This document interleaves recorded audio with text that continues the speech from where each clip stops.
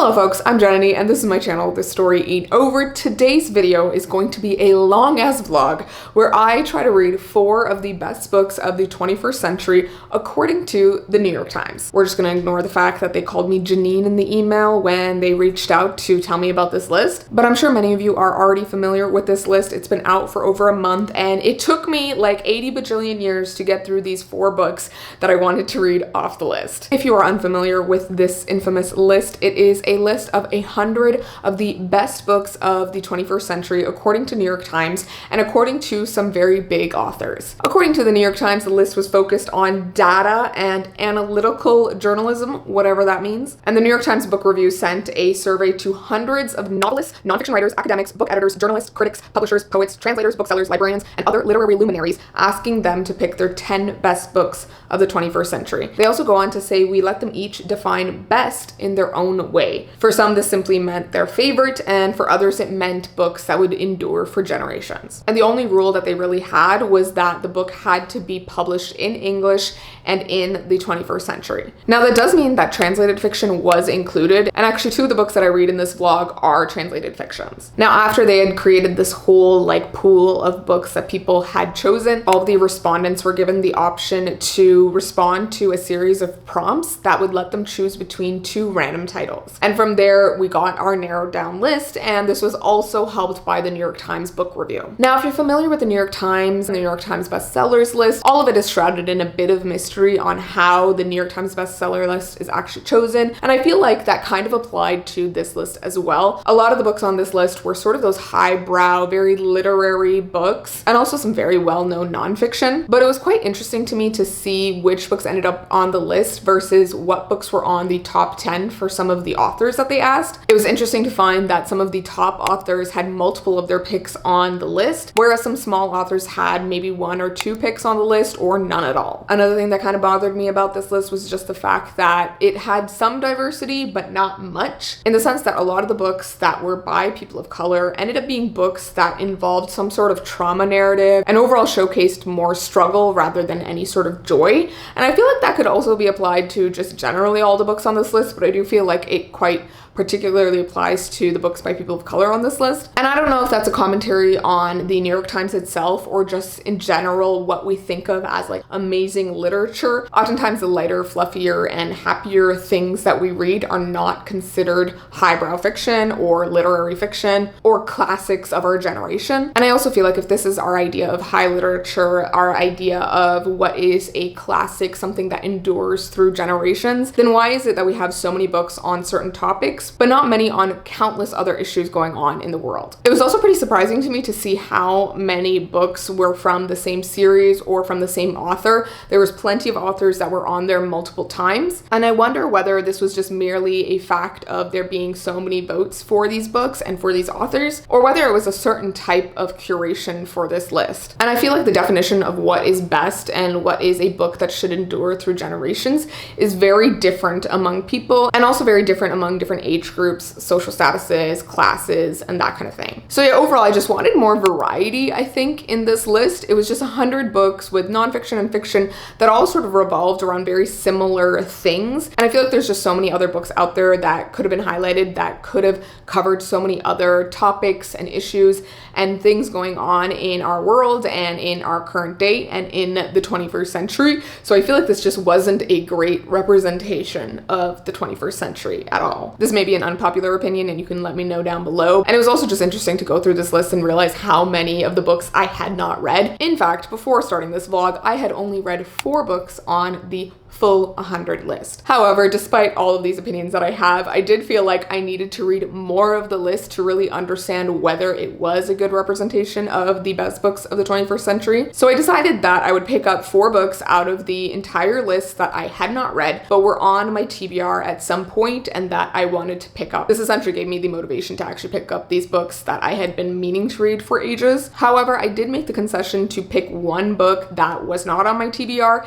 and I decided to pick the a #1 pick. There were obviously many other books that were on my TBR that were from this list, but there were some that I had vaguely heard about that I thought maybe I'll read that one day, but I didn't particularly feel motivated to pick it up for this video. I also particularly wanted to read more of the books by people of color on this list, so that's why 3 of them are by authors of color, and then we have My Brilliant Friend, and I mainly just wanted to read that one because it's at spot #1. Anyways, those were my thoughts on the list itself and the way that things were chosen and how things were ranked. But through this vlog, I wanted to get a better understanding of this list and of what we define as the best in terms of literature. So I hope you'll join along for the ride, and let's get into our first book. All right, folks, before we get into my thoughts on each of these books, I did want to talk about something that you guys ask me about all the time, and that is my hair care routine. Yes, we love the beautifully defined curls. I am a curly girl, a very proud one, and it's very hard to find products that work well with it and work well with how coarse my hair is. And so when our sponsor of today's video, Kitsch, reached out, I was so freaking excited because A, I love their products, and B, I have been dying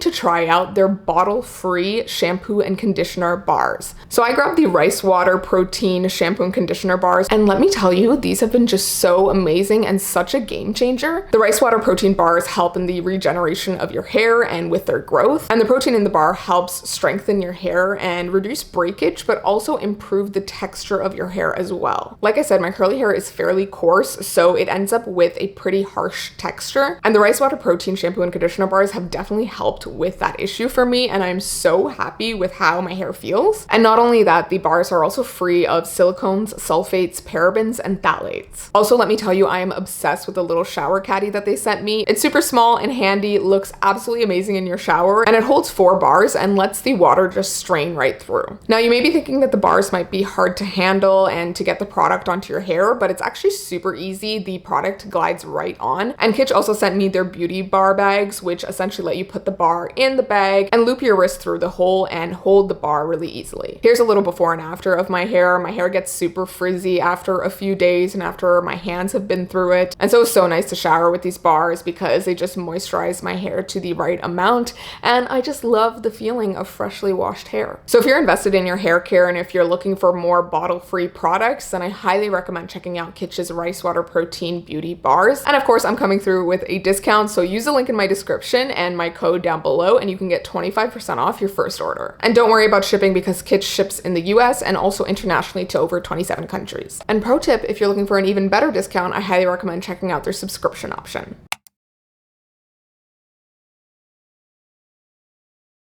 Hello everyone, I'm Jananie and welcome to our cooking lesson today. That's actually so funny because I'm a terrible cook. Hello folks, it is Tuesday, August 13. I just got back from work and I need to eat. So I thought while I cook my dinner, I'll tell you about the first book that I'm reading for this video, which is The Vegetarian by Kang. This is our rank 49, and I thought let's start with the lowest ranked book and make our way up to the top to see what the deal is. Does the ranking really mean anything? We'll find out. So, The Vegetarian. I'm gonna talk about this while I make some honey garlic shrimp and some rice as well. Let me maybe wash the rice first. How much rice do we want? We are grabbing some jasmine rice. That looks about right. Steadfast rule for making rice, always make sure you wash it. You heathens that don't, I truly do not understand. All right, on to the shrimp. This is outrageously expensive shrimp that I bought like 3 months ago. We are thawing the heck out of this shrimp and I'm gonna peel it all now. So to start, I want to talk about people's thoughts on this book that I've heard before. I've generally heard unfavorable reviews about this book, and I think that might have to do with the fact that it is a satire, or partly a satire, which I think just doesn't work for a lot of people. This is reminding me of the whole My Year of Rest and Relaxation by Otessa Mosfeg situation, where literally every review I had heard was like, what the fuck is this? Like, I hated this, yada, yada, yada. I didn't understand this, but it was really just some satire that was going over people's heads, which is fine. Not everyone is made for satire. I feel like you have to be a fairly dark soul. It's basically just dark people making jokes about their dark lives. But otherwise, I think I just generally heard that this was not a fun time to read, and that's about all I knew. And for the longest time, I had hemmed and hawed about reading this book, and then I ultimately never got around to it. But I'm actually really glad that this video is bringing me to this book, because so far, I love it, guys. I'm 15% through, and I've read about 50 pages out of like 400 on my e-reader. Essentially, we start with the perspective of this Korean husband who is very typical and very sort of in that conservative mindset. This book was published in 2007, which I kind of forgot and then remembered that it's published quite a while ago, because there's also the whole topic of vegetarianism that comes up that people are like confused about, and they're like, oh my God, you know, I've never met a vegetarian, or oh, this is such a new thing. And I was like, huh? And then I realized it's from 2007. Anyways, this book is actually reminding me a lot of Kim Ji-young, born in 1982, I think that's what it's called, which is a fantastic book by Cho Nam-chu that is also very similar to this. It's a very similar situation where we have a woman, a wife, who is sort of put in this like awful position because of her, you know, position in society and as a woman, and is just kind of slightly going crazy. The book opens with, you know, the perspective of the husband, and he's talking about how, you know, he's never actually been in love with his wife, and she is just a very unremarkable, boring person, and that's why he chose her, because he thought that she wouldn't give him trouble. She just seemed like one of those people who would follow the norms and go along with everything. But everything changes when suddenly one day she wakes up and she's like standing in the kitchen, and he comes out and he's like so confused because she is throwing away all of the meat in the house. And she says, I had a dream, and essentially decides that she's going to become a vegetarian. He's like, this is crazy. What are you doing? And of course, the language of like hysteria and delusion comes up from this male character. And it's so funny because he's like, you know, oh, she's being so selfish, yada, yada, yada. And I'm like, this is such a great depiction of actual reality. You know, men who are in power don't realize like how selfish they are in comparison. So when a woman does not, you know, conform to the gender norms and stereotypes where, you know, men are in power and where the patriarchy thrives, they just start to throw fits and be upset and be like, how could you do this? And throw the blame on the woman. And then we have some smaller sections that are in italics, and they're from the perspective of the wife. So that's where I'm at with the book. We'll see how it goes. I'm very excited. I am already 15% through, and I feel like it's a quick read, so I feel that I can finish this fairly fast.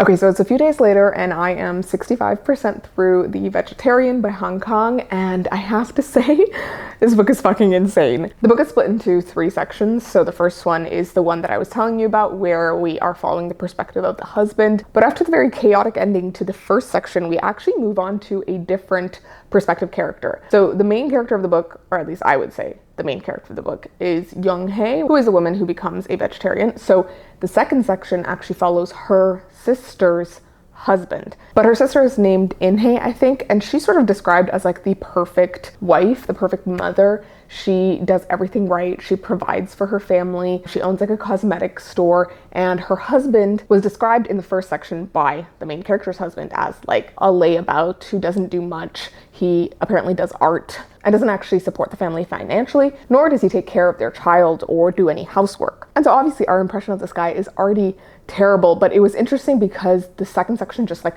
throws you into his perspective. And so you're trying to figure out from the first few pages who the perspective actually is. And you're thinking, why are we following this guy?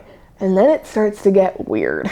I don't want to spoil this for those of you who want to pick up the book, but it does get a little weird and a little sexual. The second section is taking place 2 years after the first section. Things have been going on with the main character, and it's really interesting to see her in this second section from this character's perspective, because it's completely different from the way that her husband looked at her or saw her. So yeah, overall, very different, very weird. I did finish the second section, and it ended in a very chaotic way yet again. So I'm very intrigued as to how the third section is going to go and how the book is going to end. Okay, so it's the next day and I did not finish The Vegetarian last night. I am 86% through now because I read a bit of it this morning. It's so funny that I thought the third section was from the perspective of the main character Young-hae, because I was completely wrong. The perspective that we get in the third section is actually from the main character's sister's perspective. Suffice to say, that was a huge shock for me because it revealed some things about the main character and what's going on with her. And although I don't want to spoil you guys, I feel like I have to in order to talk about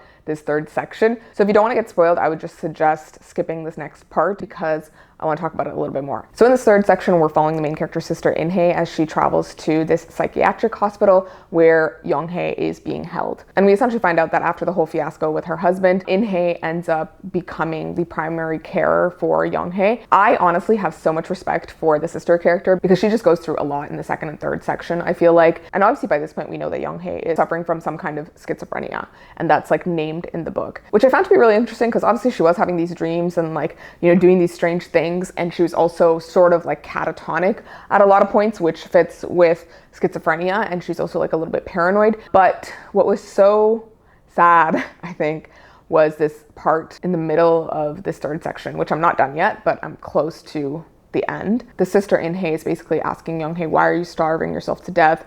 Why are you doing this? Are you trying to die like you shouldn't? And basically Young-hae responds, what's so bad about dying? And it was such a powerful line to me, honestly, because yeah, as someone with bipolar disorder, having gone through very deep depressions, like that's a question that I have asked. And yeah, I don't know, this book, I thought it was going to be one thing, but now it's sort of turned into a complete attack on my being. It's gotten very personal. And yeah, I'm just feeling very sad for the main character Young-hae and also In-hae. But we're going to finish reading it today before I head out, and I will update you when I finish the book. All right, folks, I have finished The Vegetarian by Han Kang, and I have to say, I both love and hate this book, and I understand why it's on the best books of the century list, because it is stunning. Like, stunning in a very disturbing way. It's very much meant to be disturbing, I think.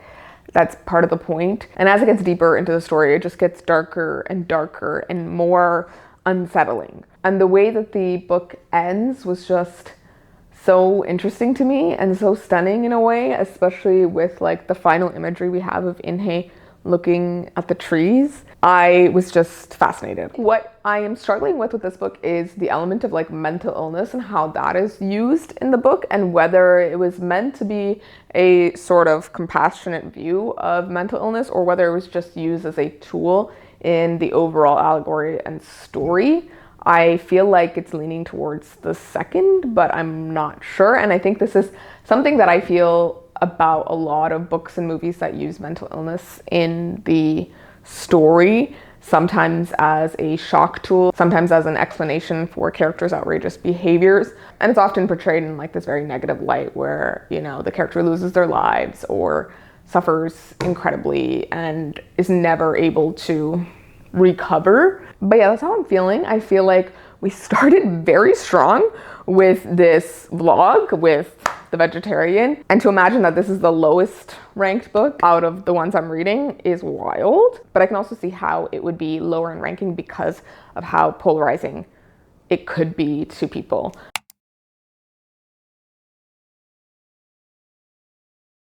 Okay, so I'm about 100 pages into the 5th season by N.K. Jemisin, and I have some thoughts. So even before this video, I had put off reading this book for a while, and I feel like it was partly because of the writing style in the first chapter, or like when you first open up the book. And personally for me, it just felt really dense and also a little confusing. And this time around, it honestly felt the same for that first chapter or so. There's a lot of like context that is given in the prologue, and we hear a lot of like names for things and places, and we get a description of the fantasy world, but honestly, I didn't really understand what was going on. Like, it's set in this world called the Stillness, but then there are like these quakes, and then there are these people called orogenes who have this power to control the earth and air and other elements, I guess. But these orogenes are known to be dangerous, and so they're kind of feared by everyone else. And they're also sort of hated and like treated as if they're cursed, to the level that people will like start riots and like, you know, have a mob coming to kill them. But actually all of that context around the orogenes, I think I only started to understand as we got into the later chapters where we're introduced to several different characters. And so from what I can tell, I think there's 3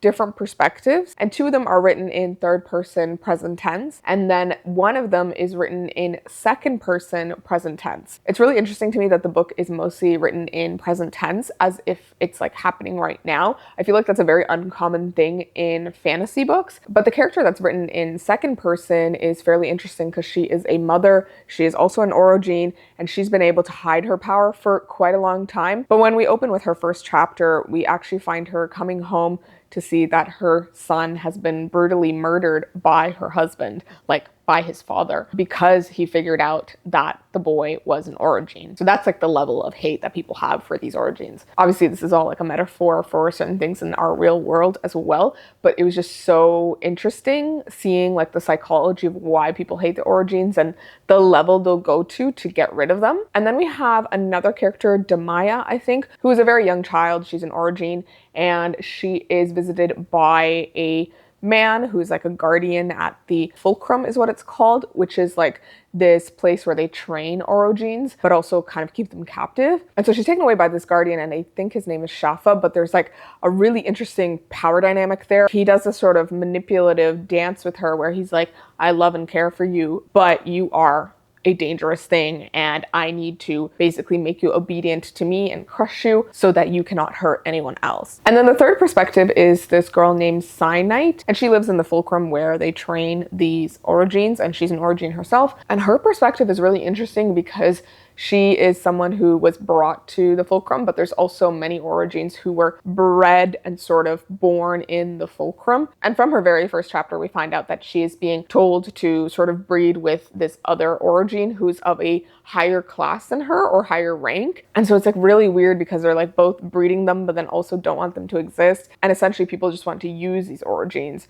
which is super fascinating. And there's this element / idea that they need to civilize the orogenes, like they are something backward and wrong. So yeah, aside from the fact that I was like really struggling to get into it at first, I'm starting to like understand the characters and understand where we are. It's just like, you know, that fantasy hurdle, which I haven't had to do in a while because I haven't read a fantasy book in a while, where you're kind of thrown into things and there's so many terms and world building elements that sort of like go over your head, and you need to like sit down and remember them so that you can understand what's going on next. But I'm intrigued. And I'm really, really interested by the fact that these are 3 different perspectives. But one thing that I'm confused about is whether they're all taking place at the same time or if they're taking place at different times. I also wonder if this is like a future version of our world that, you know, has deteriorated, because it feels like it might be that as well. So yeah, this book is really interesting. I'm definitely like more intrigued now that I've gotten further into it. Today is Sunday, and I am going to be filming my summer wrap-up video after this, and then I need to edit like 2 different videos or maybe even 3 videos. I am trying to get more stuff done on the weekends because I find after work during the week I get really tired and lazy. But then there's also the element of like I have more plans on the weekends. Usually yesterday I spent like 5 hours playing Scrabble with my boyfriend, so that was fun. So yeah, I feel like I'm a little bit more settled in my place and I'm feeling a little bit more chill. I do want to host some people over, so I'm going to do that at some point. But yeah, that's sort of my life right now.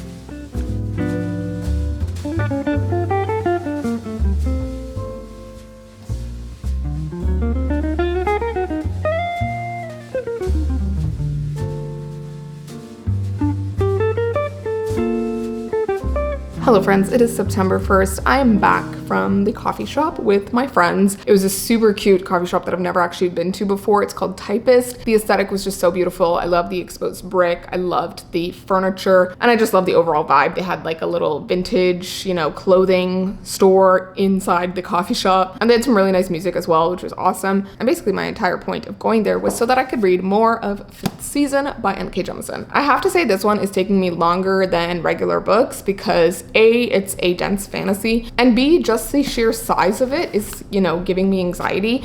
And every time I want to pick it up, I'm like, this is gonna take me forever. And then I put it down. And it's also a physical copy, which means when I want to read it before bed, I have to have my book light or the lights on, which isn't ideal. And it's honestly just kind of bulky and annoying to read with in bed when I'm lying sideways. I've done it so many times before, but after having gotten an e-reader, I cannot go back to reading physical books lying sideways because it's just not as comfortable. But that aside, let's talk about the book. I'm honestly not that much further in. I'm about 150 pages in. I am reading very slowly, but it is going very, very good. I feel like I'm starting to get more familiar with the characters and I'm starting to understand them more. And I'm actually really, really excited by all of their storylines and how they may eventually connect, I hope. But I think what's really impressive is the way that the world is sort of coming to life for me through these different characters, in the sense that we're getting these very different perspectives and lives that these people are living, but they're all from this,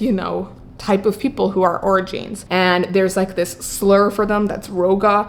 And obviously this is in part an allegory and metaphor for some experiences of people in the real world. And it's just so interesting to see this world and sort of how it's both a fantasy and sort of a dystopian, I would say, and how these people with these abilities have been used and how the sort of narrative around them has been cultivated so that people fear them and hate them and want to murder them, which is essentially how race is created. And the idea of racism actually comes to be. It's all just a story that we tell ourselves, a story that we start to believe about other people. I feel like there's so many things in our world, in our society, that we take as absolute truths when in fact they are not. They are things we have created as humankind, as people. And then when you take those concepts and sort of translate them into a fantasy, I think that's one of the incredible things about fantasy, is that it shows you how made up our society is, how made up our world is, how the differences that we perceive between people and the narratives that we build around different people, different races, and the way that those manifest into different prejudices is all made up. Anyways, I feel like N.K. Jemisin is doing a really incredible job with this book, and I'm just hooked by the writing. I'm starting to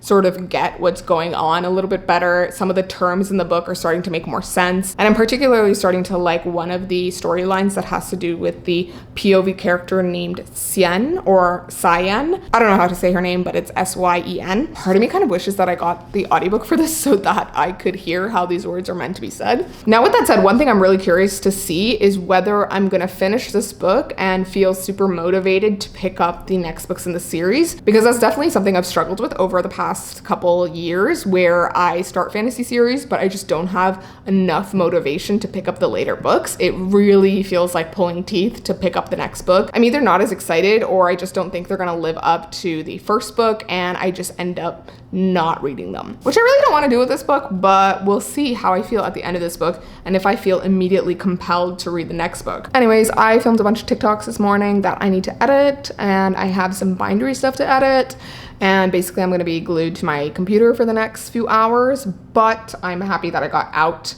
of the house today and that I walked around a bit. And yeah, that's my day so far. Tomorrow's Labor Day and I have the day off, so I haven't decided yet what I'm gonna do. I was talking to one of my friends and she's like, what are you gonna do? What are your plans? And I'm like, literally all of my plans involve making content and working on YouTube stuff, but here we are. I may go down to the pool in my condo.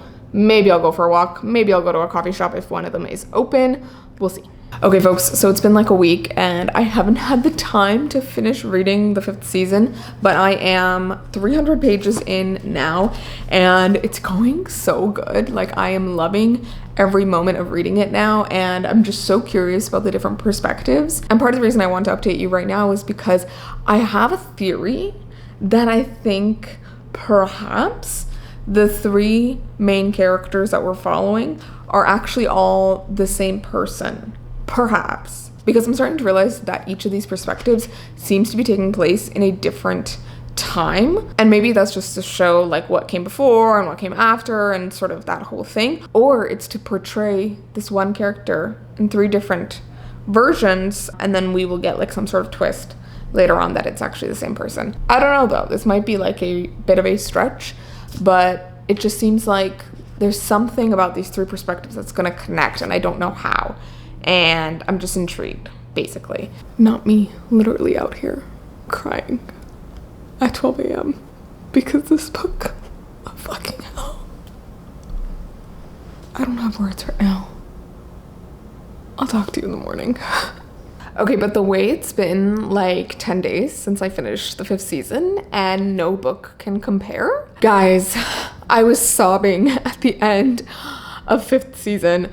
I just don't know how to describe what that book did to me, because it was just incredible. Incredible, like more than I could have expected, unlike anything I could have predicted, truly. I've been having this thought recently about like what makes something literary fiction, and a lot of that has to do with the focus on characters and less of a focus on plot and more of a focus on the writing itself and the style of the book and the themes that the book explores. And I feel like for me, the 5th season is that literary fantasy. Like, it is a fantasy, but it's also a literary fiction. Like, it hits so many spots, and it is one of those books that is so stunning and so phenomenal that it just deserves to be among like the canon of our literature. I finally understand why this book has won the Hugo Award and why the other 2 books in the series have won the Hugo Award, because I'm sure they are equally amazing and beautifully written. And I completely understand why this book is on the top 100 books of the century. I am just so surprised that it is one of the few fantasies on the list. And this goes back to my thought at the beginning of this video, which is that I feel like this 100 best books of the century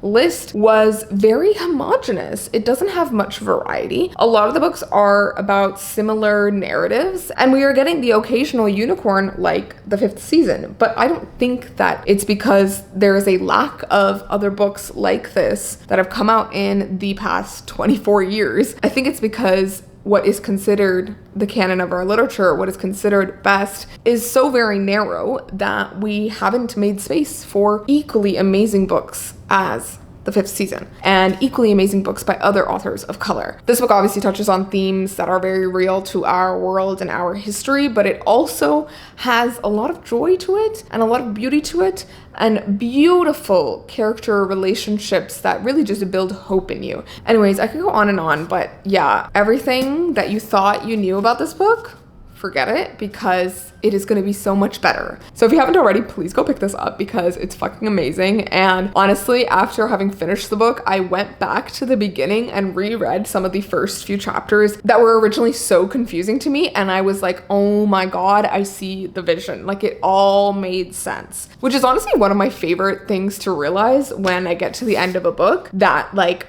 the initial setup had so many little Easter eggs that you wouldn't understand until you get later into the book. And it's just one of those things that makes rereading a book even more enjoyable. I've already grabbed The Obelisk Gate on my e-reader as an ebook, and I cannot wait to dig into it, but I do need to finish the other 2 books on this video before I can get to it. Which brings me to Never Let Me Go by Kazuo Ishiguro.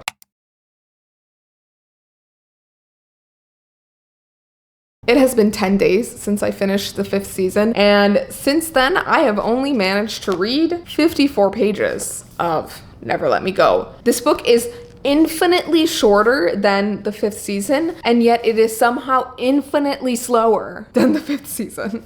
I don't know what it is. I personally really loved The Remains of the Day by Kazuo Ishiguro. It's one of my favorite books, and yet somehow this book is just not doing it for me. I wonder if it's the narration. We follow a character named Kathy who is very hard to get a read on, and she is sort of reminiscing over her days at this boarding school with her friends and the kids that she went to school with, but it's sort of unclear what's going on. It's a very weird setup at the school. They've got like guardians and strange sort of customs and traditions that they have at the school. And amidst this, we also know that Kathy has reunited with her two friends, Ruth and Tommy, later in life, but we don't necessarily know how, and we don't necessarily know what has happened in between, and we're kind of trying to figure that out. But I think everything is shrouded in so much mystery that it's sort of hard to follow for me.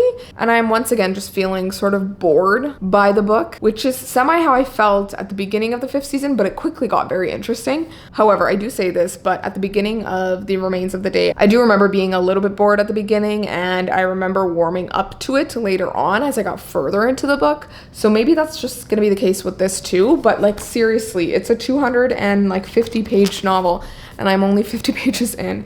So I definitely need to finish this because this video needs to go up this weekend, and I need to finish this book, and I need to finish My Brilliant Friend. Never Let Me Go is just so slow that like anytime I pick it up before bed, I instantly feel like falling asleep. So I think I'm gonna take this to the coffee shop later today and tomorrow and try to sit down and read it. So that's where we're at. I just really want to get to a point where I'm enjoying this, but I'm also scared that I am just simply not gonna enjoy it. Hello friends, it's the next day, and last night I went to the coffee shop to read more of Never Let Me Go and actually get further into it, and I'm so happy to say I am over 150 pages into the book now. I got through a good like 80 pages, I want to say, last night at the coffee shop, and then I read a little bit more when I got home, and then I read a few pages this morning, and now I'm gonna read a bit during my lunch break. I have to say I did judge this one a little too harshly from the get-go, and now that I'm further into the book, a lot of things are coming together. I'm a lot more intrigued, I'm a lot more fascinated by the characters, and there's a certain way and sort of voyeuristic tendency to our narrator, Kathy. She makes all these weird and interesting observations about her friends, especially Ruth, and it's just so strange the way that she sort of hyper-analyzes everything, and also the way that she's looking back on their time at this school and trying to build this sort of revisionist history. You know that she's an unreliable narrator because she often says, oh, at the time we thought this, but now I know this, and this person remembers it differently, but I remember it this way, and that kind of thing. And she also tells the story completely out of order. She would tell like big moments and then go back to this other thing, and then like start talking about this one thing and then get sidetracked and talk about this other thing. And there are a lot of parts in the book where she's just like, anyway, back to what I was talking about with this, and yada yada yada.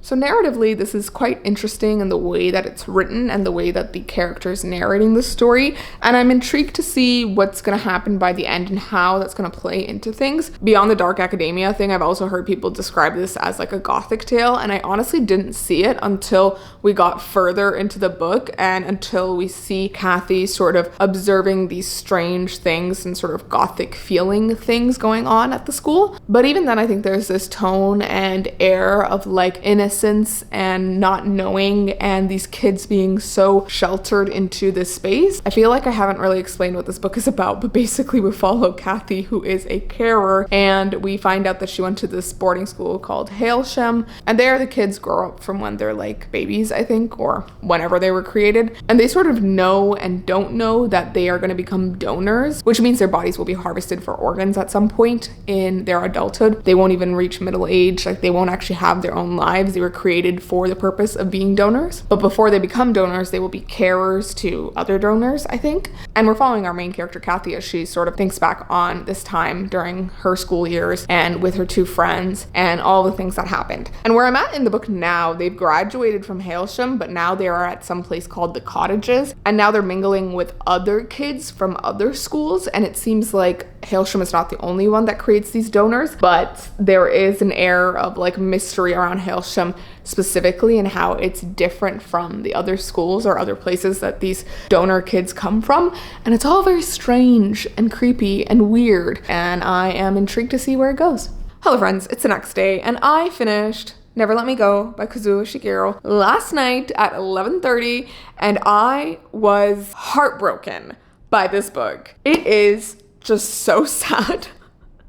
by the end, but somehow I just loved it so much. It was so beautiful by the end, and all of the revelations towards the end really brought the book together, and I had a feeling it was going to go in that direction, but it was just so interesting to see it unravel. It's so weird because this book straddles so many different genre lines, I would say. Like, it's definitely a literary fiction, but it's also technically a dystopian slash sci-fi. It's a little bit of a dark academia. It's a little bit of a gothic book, and it's overall just really sad and heartbreaking and contemplative, very similar to the author's other book, The Remains of the Day. I started to fall in love with these characters, and I started to feel for them. And by the end, I really just wanted to cry, but I held myself back. I did not cry the way I did at the end of the 5th season, but I was shattered. Seriously, this book is like so hard to explain, and I feel like part of the journey of the book and part of reading it and the experience of it is to go into it without knowing anything, because you are sort of put in the shoes of the children in the book. It was so interesting to me, this line towards the end of the book, and if you've read the book, you'll know exactly what I'm talking about, but there's this line about, like, you know, having to prove one's humanity. And the concept of people not believing from the beginning that they had souls was just unfounded to them because they didn't know. And it was just such a heartbreaking moment, but also such an interesting moment. And I have seen interviews with Kazuo Ishiguro, and I read a part of one that was in like one of the discussion questions at the end of this book in this copy. And he was sort of talking about how, you know, although this book involves clones, it's not really about that concept. It's more about very human things, and because of the fact that these characters have a shortened timeline, all of these human concerns are just heightened and intensified. We all know inevitably that we are going to die, and we have to choose what we're going to do with our limited time here on Earth, and that is part of what the characters kind of do. But there's also this question that is asked multiple times throughout the book, which is, what was the point of all this? Why do this at Halsheim? Why teach them art and literature and culture and give them an education and a higher learning and teach them about relationships and, you know, spending time with people and let them build all of these strong bonds if they were ultimately going to die? And it's such an interesting question because you wouldn't ask that of someone with a regular lifespan. You wouldn't say, well, what was the point of that? Because that's the point of life. You are supposed to do all of the things that you can with your life in the time that you have, regardless of whether it is short or long or in between. And I think that is what makes this book so heartbreaking and stunning and gorgeous. I seriously thought I was going to DNF this book when I was 50 pages in, but I'm so glad that we are here and that this is now a 5-star read for me. Definitely a new favorite for the year, for life. I don't think I could deal with reading it again, but the experience of reading it the first time, incredible. The experience of getting to the end and that moment of build up and waiting for the answers the same way that the characters are, that was just stunning. It was so funny to me when I saw this copy of the book. It says a page turner, and I was like, in what world, when I started reading this? And then when you get closer to the end, you're like, okay, yeah, I need to know what's gonna happen. Anyways, I'm deceased. This book has ruined me, as did the 5th season. I feel like those two back to back have been like bangers, and I just don't know what to do with myself. I can feel a reading slump coming on, but I will not let it come for me because I have to finish reading My Brilliant Friend by Elena Ferrante.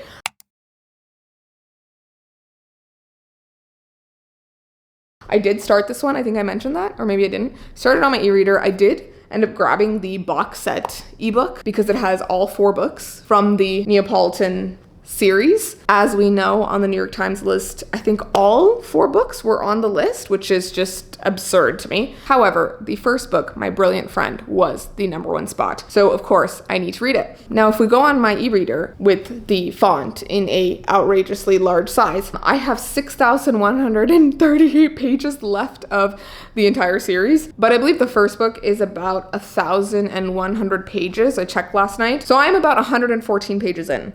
So we have a long way to go, and I only have tonight to finish this book because I need to film the end of this vlog and edit it tomorrow before I go on a bachelorette. Please help me, God.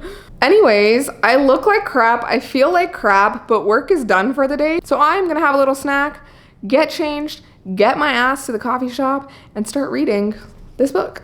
Hello folks, it's the morning. It is I don't even remember what day, but I do know that it's been about a week since I updated this vlog. I did start My Brilliant Friend by Elena Ferrante last week, and I actually got through about 60 to 70% of the book, which is pretty impressive for me. And I did that within a single day. I started reading after work in the evening, and then I ended up staying up until like 3 a.m. that night to continue reading because I honestly just wanted to finish the book and had been planning to put up the video a bit earlier. Unfortunately, I had a really busy weekend, and then I also got super ill right after that for like the past 2 days. I'm still kind of recovering. It's just issues from my chronic digestive issues that tend to flare up around the fall. So that definitely wasn't fun. I wasn't able to edit. I wasn't able to finish reading. I wasn't able to finish the video overall. So here I am trying to finish the video. So let me tell you about My Brilliant Friend. So that night that I was reading the book until 3 a.m., I was actually doing it on my Kobo e-reader and on this lovely arm thing for my Kobo e-reader, which just allows me to like angle it over myself while I'm in bed. And then this is the little page clicker, and this is my little remote. I don't know if you can see this, the angle is really bad, but when I press the button, it flips the page. Ta-da! Ta-da! Oh my god, it's so fantastic. I know all of the Book Talk girlies have one of these arms and one of these remotes and have been doing this for ages, but I was kind of holding back. I was like, I don't need this, you know? I don't need to give in to the pressure. I don't need to be influenced. And yet here I am. And I am so freaking glad I got this because it has just revolutionized my reading experience. I am so much more productive reading in bed with this thing because for some reason I'm able to focus on the book a bit more. I feel less sleepy. And so I honestly read about like 500 ebook pages in bed that night, into the night up until 3 a.m. And it was just, one of the best reading sessions I've had in years, and yeah, cannot recommend this shit enough. So in terms of the book, My Brilliant Friend, essentially it is like an auto fiction. The main character of the book and the story of the book is based off of the author's own experiences or their own person, but like we don't know how much. And apparently Elena Ferrante is actually a pseudonym, like it's not her real name. And so there's only so much that we can infer. But in terms of the book, it follows our main character, who is this young girl at the beginning of the book. She's from Naples in Italy, and she's from this small town where there is just this weird sort of culture and system of revenge and violence and just chaos, I would say. There's a lot of talk of people sort of being violent towards each other to protect someone's honor, or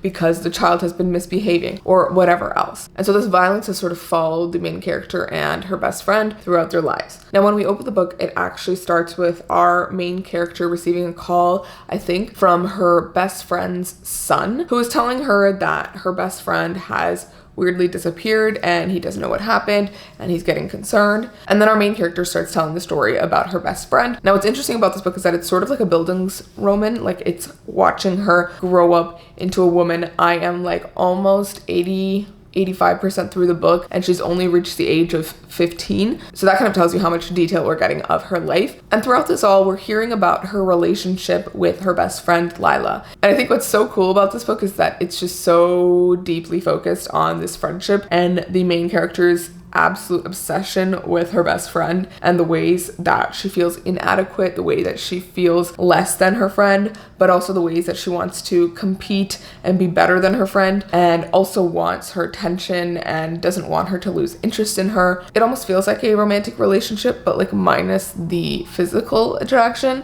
And I've just been sort of fascinated by the unhinged manner of the main character and how she's so obsessed with her best friend. Beyond that core relationship, which makes up most of the story, and upon which the main character sort of bases all of her stories around. Like, she always is talking about the best friend. Everything in her life hinges on Lila and what Lila's doing and how Lila views her. And even when she's having her own separate experiences, she's still thinking of Lila and wondering what's happening with her. Now, aside from that, we also have several different characters throughout the village or town that they live in. There's a lot of siblings and like other people, and it's really interesting. The beginning of the book, they're talking about this man in the town who everyone sort of hates, and they don't really know why. And then as they get older, they start to learn things about him from back then, and they start to learn things about about their town and the politics that are going on around in Italy. And obviously this book sort of touches on that idea of loss of innocence because we are following a young character as they go into adulthood.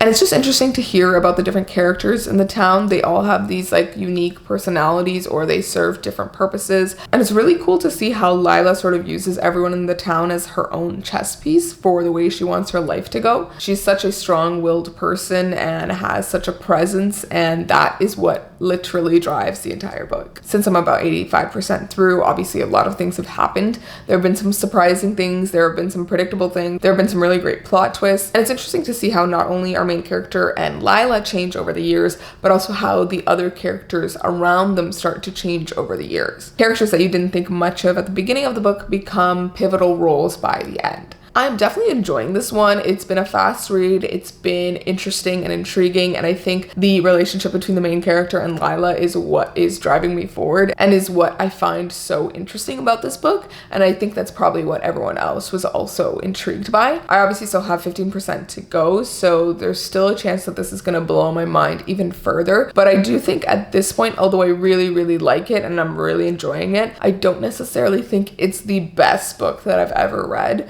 or the best book of the century. I still think I liked, Fifth Season more. I think I might like this a little bit more than Never Let Me Go, but we'll see how it ends because I know it is the first book in a whole series of books. But yeah, overall, I'm just like curious to see where this goes, and I am intrigued to see where it's gonna land in my ranking for these 4 books. Last night, I was able to finally finish My Brilliant Friend by Elena Ferrante, and I have to say, this one was really good, but I don't think it's as much of a favorite for me as The Fifth Season or Never Let Me Go. And I think with this one, it's quite interesting because we have a narrator and a main character, Elena, who is so, I guess, flawed and so human in that way. And she's just so obsessed with her friend. And it was really funny because throughout the book, I had thought that My Brilliant Friend referred to Lila. But when you get to the end of the book, there's a particular scene where it's actually Lila who calls Elena my brilliant friend, which was such a twist that I did not expect. And I think was such a nice flip on what you expected the book to be. Now, the book does end on a bit of a cliffhanger, and I think that's partly because it is part of a full quartet. And I did peek forward in the ebook because I had the box set ebook, and it does seem like it picks up shortly after the first book ends. And so I understand why it kind of ended where it did, but it did end off with some big revelations and a big event that the book was kind of leading up to. But again, this is only the beginning of their journey. It's only the first, I think, 16 years of their lives. But we know from the beginning of the book that in the current timeline, Elena and Lila are both in their 60s and that Lila has gone missing. And so this first book, we don't know where that storyline has gone. And I think part of me is frustrated with the fact that although this book was really good, it was really well written, it was really interesting, I feel that it really shouldn't have taken up 4 spots on this New York Times list. I would totally believe if the 4 books together as one were number 1 on this list. That would make sense to me because we would actually have a full resolution, but I don't think that this first book on its own deserves the first place on the New York Times list, the top 100 books of the century. What else can I say? This one was interesting. It definitely surprised me in ways that I didn't expect. I was so compelled by the writing style because it's both very complex and uses some really beautiful language, but it also is very direct, very to the point, and just sort of glides through many events as well. And a lot of the book is just the internal feelings that are going on with Elena and how she is reacting to the things that are going around her, the violence in her town and the people there, the poverty, the underlying crime and underbelly of their town, and then also her own sense of her self-importance and of her intelligence and whether her studies are actually worth it or if they mean anything if she's not doing the same things as Lila. And again, everything is sort of framed in the perspective of how does this relate to Lila? How is Lila living her life? And how does my life compare to hers? And how am I filling a spot in her life? And how am I getting her to depend on me? It was just really, really fascinating. And it's one of those super complex female friendships that is both just a friendship, but it also, at the end of the book, creeps a little into the queer space, which I don't know if that was intentional. I don't know if that was just a general projection of sexual feelings and talking about it in relation to their own personal relationships going on, or if it was actually some sort of like repressed feeling that Elena had going on. I don't know. For those of you who have read the later parts of the series, if you know if it gets a little queer, let me know. I don't think it does, but that would be kind of cool. But regardless of whether it actually becomes a queer relationship or not, I think some of those feelings towards the end of the book and just that ideation and sort of temptation was just really interesting. And I feel like it adds another complex layer to their relationship and how I view both of them. And I think one thing that's so fascinating about this book is that throughout it, although we know Elena's feelings so well, we are totally in the dark about Lila's feelings. And I think that's what makes it so exciting, because we never actually know how exactly Lila is going to react.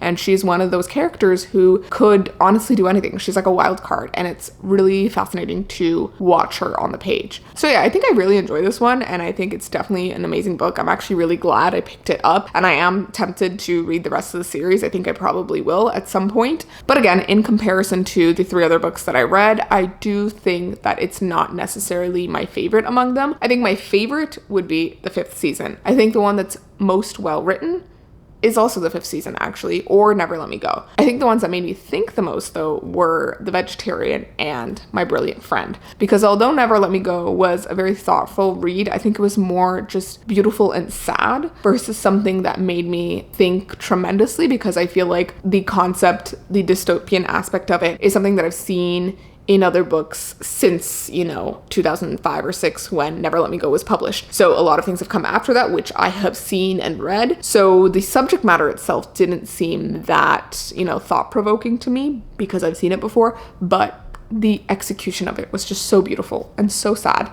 And I live for the sad books. I think The Vegetarian is the one that, although I really, really liked, I still kind of struggled to put together my thoughts on it. And I think it had some really great commentary. And again, it's more in that satirical lens, but I do think that it's a phenomenal book, and I do think that it deserves to be on this list. So yes, overall, I feel like this was a fairly successful experiment. I feel like I really enjoyed all 4 of these books, which was something I did not expect. I thought I would walk out of this with like 1, maybe 2 that I liked, but not all 4. And all 4 of these are like fantastic. They're all 4.5 to 5 stars for me. And they're definitely some of the best books that I've read this year, which is just incredible. So I guess this list did have something to it. But again, I do feel like it just didn't have enough variety to it. It didn't have enough BIPOC authors on it from different spectrums, and I am just intrigued by the thought process and the selection process that actually went on for it. I am absolutely aware that this video is going up super late, but regardless, I would love to hear what your thoughts were on